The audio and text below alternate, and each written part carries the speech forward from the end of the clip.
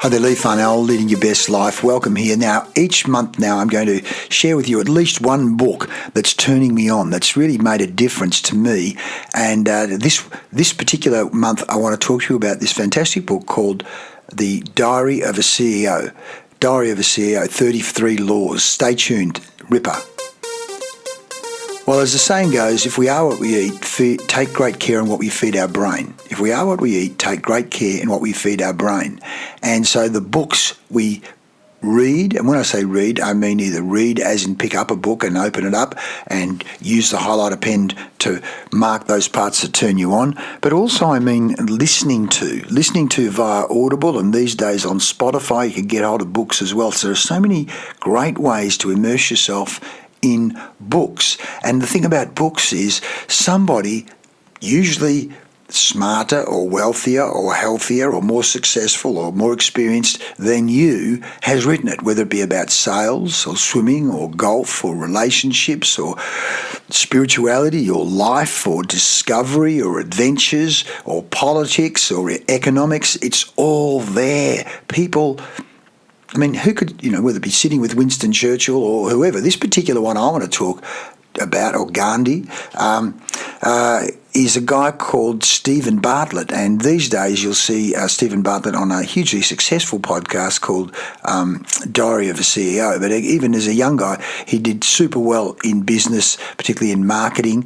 And he reveals a lot about himself and his vulnerabilities in the book. As I'm saying, he's reading it and I'm listening to it on Audible.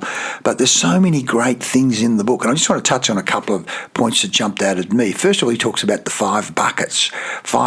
First of all, the knowledge bucket, that he says, it's got to be done in order. The knowledge bucket, fill up your knowledge bucket and always be filling up your knowledge bucket. But knowledge without application doesn't do much at all other than stimulate you. So he says bucket number 2 is skills, that is knowledge applied. Take the knowledge and then apply it. Practice it. It's like saying, read the book on golf, great, but now you've got to pick up the clubs, go do the practice to actually develop the skills. Knowledge, skills. Then he talks about network. He talks about network, who you know. As you said, but developing the knowledge, then developing your skills. As you're developing the skills, you're going to develop a network. You'll go to workshops, you'll go to seminars, you'll go to networking events, and you'll search people out. A network may be not only face-to-face network, but it might be online network as well. So it's not what you know, but who you know, and they stimulate you as well. I know in my case, you ask them what books they're reading, and they expose you to other books that you hadn't thought about. I know, but it'd be Brian Cook or James Sutherland or other people in my network have got me. In fact, James Sutherland put me onto the Diary of a CEO book. 1, knowledge. 2, skills. 3, network. 4 then is resources, what you have. Assets. It could be money, people, books, products that you've created, because the more people that you've spoken to, it'll spark ideas for other resources. And then finally, bucket 5 is reputation.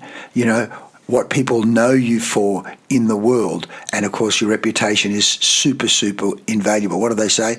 It takes, a lifetime to build a reputation and 1 or 2 minutes to destroy it. So protective and investing in those buckets. But it all starts with bucket 1 and bucket 2, knowledge and skills. But he talks about other things as well around your self-story, the story that you tell yourself, the story that you share with the world.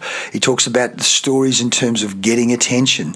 He talks about maybe even shocking and cutting through.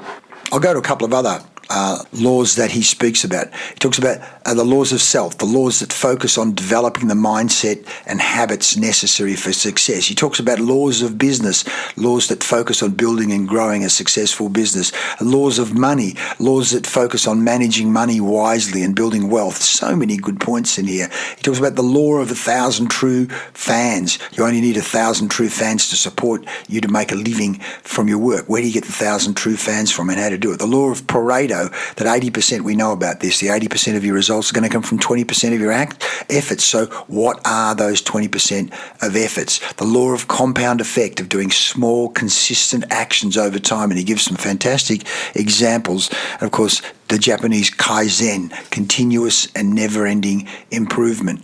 The law of the give first mentality. giving to others before you expect anything in return. And of course, Buddhists would talk about non-attachment. Just give and don't expect anything in return. Not expecting, you get fantastic results. Look, I'm giving right now. I hope something comes back. Maybe it does, maybe it doesn't. To tell you the truth, the main thing I hope for is that it does value for you.